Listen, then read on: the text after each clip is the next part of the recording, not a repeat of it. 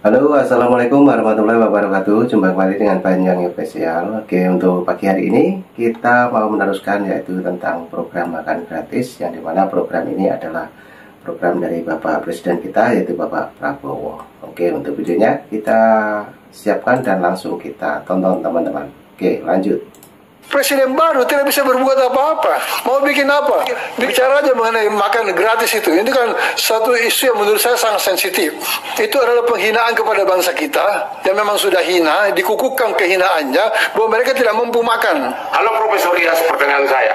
Kalau saya atau kamu memberikan makan gratis kepada tetangga kamu yang kurang mampu secara ekonomi, apakah itu merupakan penghinaan terhadap orang yang dikasih makan? Tolong jawab, karena itu tidak memerlukan otak, cukup memerlukan suara hati. Banyak yang mengejek Prabowo Subianto. Saya memang sudah biasa diejek. Dari dulu saya diejek. Dari dulu saya difitnah. Sekarang pun mereka tidak percaya. Apa iya kemiskinan bisa dikurangi? Saya mau bikin program memberi makan untuk semua anak Indonesia pun diejek. Pun ada yang tidak setuju. Sampai sekarang ada profesor-profesor yang pinter-pinter kok nggak setuju. Heran saya. Profesor pinter atau bodoh? Saya nggak tahu. Alangkah miskinnya negeri ini. Mereka tidak mampu makan yang bergizi, sehingga negara harus turun tangan. Artinya negara gagal memberi mereka suatu kondisi yang memungkinkan mereka bekerja untuk bisa makan. Presiden Republik Indonesia, Bapak Prabowo, mempertanyakan tentang adanya seorang profesor yang katanya menuduh bahwa pemberian makan gratis itu memalukan dan merupakan penghinaan terhadap bangsa. Apakah profesor tersebut pintar atau bodoh atau tidak punya hati? Itu satu. Yang kedua, itu bebannya pada APBN. Semakin sempit ruang Anda untuk bermanuver dengan anggaran yang ada itu. Kalau terjadi COVID lagi yang kedua kalinya, Anda langsung bangkrut. Ya, antisipasi kemungkinan ada situasi darurat. Sementara cadangan APBN sudah sebagian besar dialokasikan untuk bayar cicilan utang dan program-program yang tidak akan ada kembaliannya gitu loh. Makan siang itu kan tidak ada yang kembali. So makanan itu kan habis semua. Yang ada itu Anda nambah terus tiap hari. Makan siang gratis. Soalnya bukan itu yang paling penting. Tapi ini sudah terlanjur dicanangkan dan rakyat tertarik untuk itu. Menurut Profesor Rias, program makan gratis memalukan dan merupakan penghinaan terhadap bangsa ini. Profesor Rias, tolong dijawab. Dan kalau misalnya yang dimasukkan oleh Bapak Prabowo itu adalah Anda, saya nggak tahu apakah Anda atau tidak, tolong juga dijawab. Bahwa sampai ke saat ini hampir 80 tahun merdeka, rakyat kita belum bisa makan sendiri gitu. Logikanya kan begitu. Jadi negara ini berbuat apa selama sekian puluh tahun itu? Saudara, di Indonesia itu ada 8.000 lebih profesor. Tapi tentunya tidak semua profesor itu kemudian jadi bijaksana kalau ngomong. Sekalipun gelarnya profesor ya saudara. Banyak profesor, saya juga kenal banyak profesor. Ya karena saya kan juga S3 saudara, SD, SMP, SMA. Ya saya kenal juga banyak lulusan profesor-profesor di universitas-universitas. Ya kolega saya. Ya, jadi dari profesor yang pintar-pintar ini. Katanya mau kasih makanan gratis, setuju saya. Lah benar lah. Tapi apa? Saya hitung lah. Saya juga tukang masak kok. 10.000 toh. Iya. Apa yuk? Apalagi sekarang harga naik. Mas Bowo, kalau denger ini, tolong deh suruh dihitung lagi. Tepuk tangan dong ibu-ibu. Sorry ya, Mas. Saya mesti kritik. Loh, orang saya benar kok. Saya suruh ibu-ibu hitung 10.000 dapat teh apa toh? Baru ibu-ibu bilang, lah yo apa ibu ya? Paling tempe. Iyalah. Apalagi makan siang gratis. Di mana? Di jalan-jalan. Antrian pasti panjang dan itu menghina orang itu. Yang diperlukan adalah pendidikan gratis supaya IQ bertambah. Yang diperlukan adalah kesehatan gratis. Jangan pakai BPJS yang masih ada sifat asuransi di situ. Itu semuanya tugas negara. Dengan cara itu orang dihargai, human dignity-nya, harkatnya. Kasih dia pekerjaan supaya dia bangga bahwa dia bekerja, bukan begini pada pemerintah. Saudara, terkait dengan program makan siang gratis, itu diterapkan di 8 negara di dunia, di luar Indonesia ya. Salah satunya Brazil, Finlandia, Estonia, India, Swedia, Amerika, Jepang, dan China. Timbul di dalam pertanyaan kita, sebenarnya apa sih tujuannya buat makan siang gratis? Emangnya bangsa kita itu terlalu hina gitu ya dikasih makan gratis? Tidak, saudara. Tidak, kita memang punya masalah. Ya, terutama di negara-negara berkembang, bahkan di negara maju saja di daerah pedesaan itu bisa terjadi kekurangan gizi.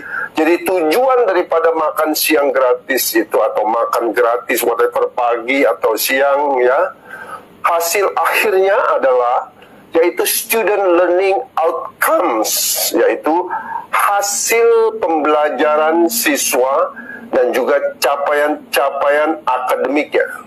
Nah, itulah tujuan utama dari pemberian program makanan bergizi bagi anak sekolah.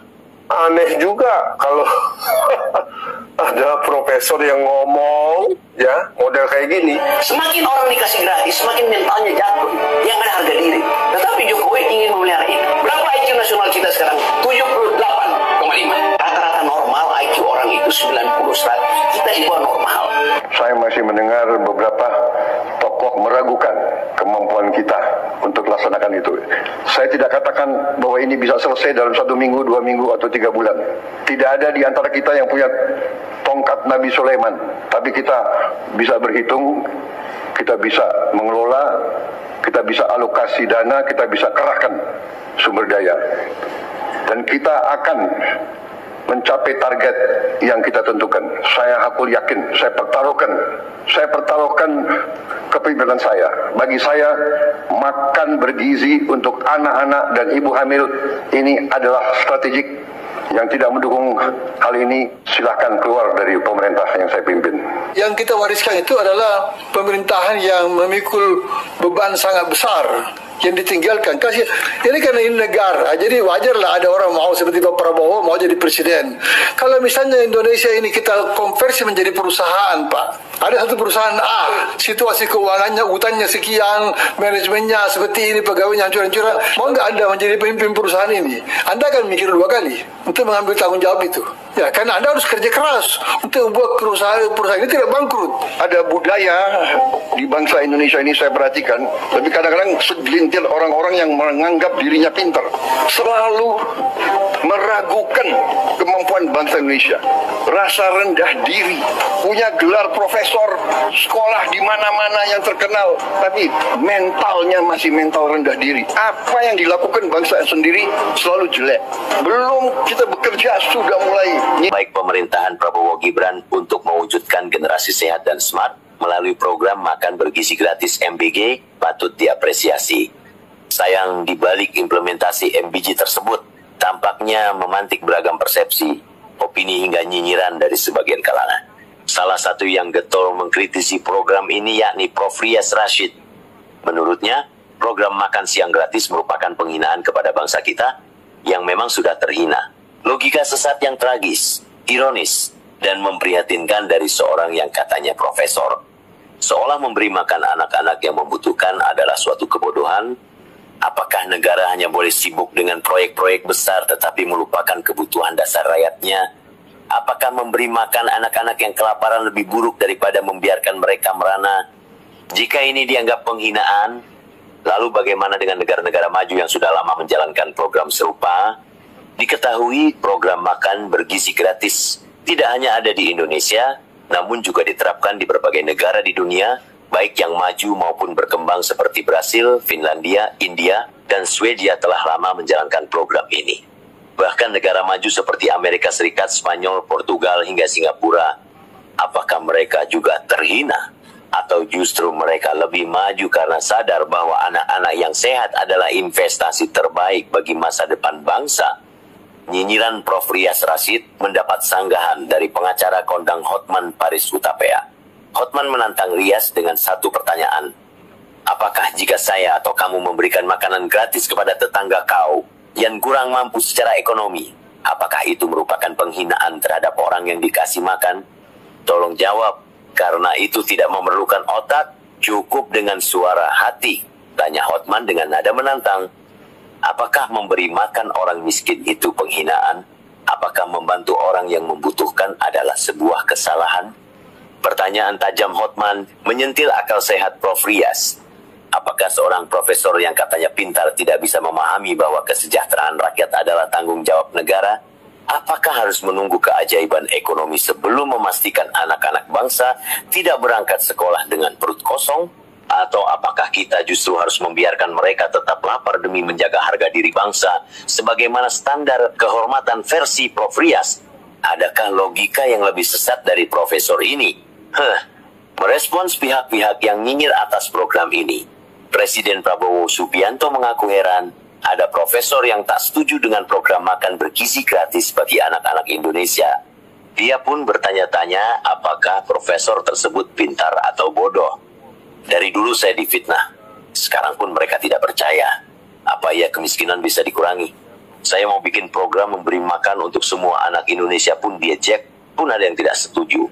Sampai sekarang, kata Prabowo dalam suatu kesempatan, profesor pintar tapi hatinya di mana? Inilah pertanyaan fundamental. Kecerdasan tanpa empati hanyalah kesia-siaan. Seorang profesor bisa paham anggaran, hafal teori ekonomi, tapi jika tak bisa melihat anak-anak yang berangkat sekolah dalam kondisi lapar, maka ia hanyalah pintar di atas kertas.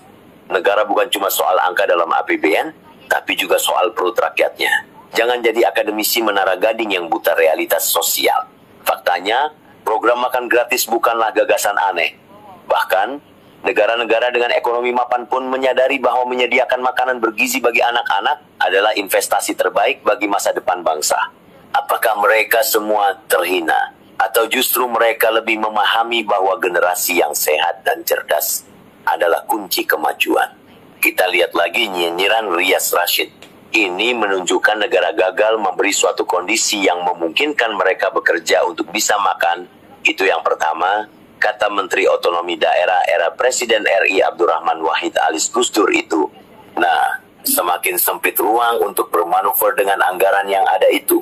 Kalau terjadi lagi COVID, negara bisa bangkrut. Sebuah argumen yang terdengar serius, tapi sangat lemah. Seolah-olah memberi makan anak-anak Indonesia adalah ancaman besar bagi keuangan negara. Sementara korupsi, kebocoran anggaran, proyek-proyek mangkrak, dan belanja pegawai yang membengkak justru dianggap sepele. Jika program ini disebut membebani APBN, lalu bagaimana dengan subsidi bahan bakar terus dikucurkan? Bagaimana dengan proyek-proyek mercusuar yang kadang tidak jelas manfaatnya? Kenapa giliran rakyat kecil yang dibantu? Tiba-tiba anggaran jadi persoalan. Jangan terjebak dalam narasi pesimistis yang dibuat oleh mereka yang gagal memahami realitas. Program makan bergizi gratis bukan sekadar janji politik, tapi langkah konkret menuju masa depan Indonesia yang lebih sehat, lebih cerdas, dan lebih berdaya saing. Jika oposisi, apalagi sekelas profesor seperti Rias Rashid ini, hanya bisa nyinyir tanpa solusi, maka rakyat berhak bertanya, siapa sebenarnya yang lebih mencintai bangsa ini? Buat Prof. Rias dan barisan sakit hati, para pembenci Jokowi serta Presiden Prabowo, kalian jangan hanya nyinyir dan selalu beropini negatif, hanya karena dendam pribadi dan kebencian yang tak pernah hilang. Politik bukan sekadar adu mulut dan cari-cari kesalahan. Jika kalian benar-benar peduli dengan rakyat, buktikan dengan gagasan yang lebih baik. Jangan hanya mengkritik tanpa solusi. Kalian berteriak soal martabat bangsa, tapi membiarkan anak-anak kelaparan. Kalian bicara soal kemandirian, tapi tidak mau melihat realitas bahwa banyak keluarga masih kesulitan memenuhi gizi anak-anak mereka. Sejarah mencatat, pemimpin besar bukanlah mereka yang hanya bisa berkomentar dan menghakimi, melainkan mereka yang berani bertindak untuk rakyatnya. Jokowi telah membangun negeri ini, Prabowo melanjutkannya. Jika kalian tak suka, jangan menghalangi, minggir saja. Karena rakyat tahu siapa yang benar-benar bekerja dan siapa yang hanya bisa menebar provokasi dan nyinyir tiada akhir. Kita salah menghadirkan pemimpin. Ini faktor manusianya, Pak. Jadi ini bukan ini bahkan menurut saya lebih berkenaan dengan kepribadian, dengan karakter. Kita salah pilih kalau mau disebut seperti itu. Jadi ini orang tidak mengerti tentang pemerintahan, masuk ke dalam pemerintahan, disuruh memimpin pemerintahan. dia tidak punya sama sekali visi tentang bagaimana kekuasaan negara itu harus dikelola, bagaimana kekuasaan negara itu diterima sebagai amanah untuk satu tugas tertentu, satu misi tertentu. Sekarang ada makan bergizi, sekarang ada kita mau bikin gaftek, membuat tuh lebih tertata dengan baik. Kami hitung-hitung ya akan ada dana berputar di desa itu 8-9 miliar per tahun. Ini angka yang besar, jadi berputar di satu desa, itu akan membuat tadi saya singgung pemerataan, mengurangi stunting, mengurangi kemiskinan. Ya, ini berjalan. Jadi pikiran Presiden Prabowo untuk bikin makan bergizi itu, kalau ada yang kritik-kritik sebenarnya jangan cepat-cepat kritik, tunggu lihat dulu. Kita ini kadang-kadang sok tahu, padahal waktu dia pejabat, dia juga maling juga. Jadi kita tunggu aja lihat. Nah sekarang sudah mulai kelihatan, Anda lihat muka anak-anak yang makan itu. Mereka mungkin banyak yang jarang makan ayam, jarang makan telur, sekarang makan. Itu akan terjadi perputaran ekonomi nanti di desa itu, harus beli ayam, beli telur, dan sebagainya. Ini yang disebut Profesor Mubiarto dari UGM, Ekonomi Pancasila. Jadi sebenarnya tanpa kita sadarin kita mulai mengimplementasikan apa itu ekonomi Pancasila. Jadi itu bagus. Jadi bisa nanti mendorong pertumbuhan ekonomi kita juga. Bagaimana dengan warung-warung yang sudah ada di warung makan yang itu akan ada terjadi penyesuaian semua nanti bertahap itu. Kita kasih kesempatan aja. Ada engagement juga. Ada engagement mereka nanti pastilah. Ini pasti akan jalan nanti. Nanti orang kan beli telur, nanti bikin ayam di situ. Orang mau beli sayur, bikin sayur di situ dan seterusnya. Jadi saya kira ya over time mungkin dalam setahun 2 tahun kita akan lihat ini bagus. Tapi harus dilakukan evaluasi terus menerus supaya kita tahu ada masalahnya segera diperbaikin. Saya kira BPKP bisa nanti main di situ untuk melakukan audit gitu. Triliun nggak bisa dapat, sangat bisa. Ya tentu bertahap lah ya. Dan tuh 100 triliun tambahan mungkin. Terus tapi World Bank kan tidak sembarang kasih angka juga, 6,4% dari GDP kita. Nah oke teman-teman, itulah penjelasan dari Opung Luhut teman-teman ya, mengenai makan gratis ini. Nah dimana kemarin juga sempat disinggung juga oleh Opung Parpelak teman-teman, mengenai makan gratis program dari Bapak Prabowo, yang dimana dihina oleh pemuda yang sepertinya adalah orang asing ya teman-teman, yang menghina program Bapak Prabowo ini. Oke, jadi kita ambil hikmahnya, dan itulah tadi penjelasan mengenai program makan gratis yang dibawakan oleh Bapak Luhut, yang dimana program ini sangat bagus dan kita nikmati prosesnya dulu. Dan mungkin teman-teman punya saran dan kritik, jangan lupa tulis di kolom komentar saya.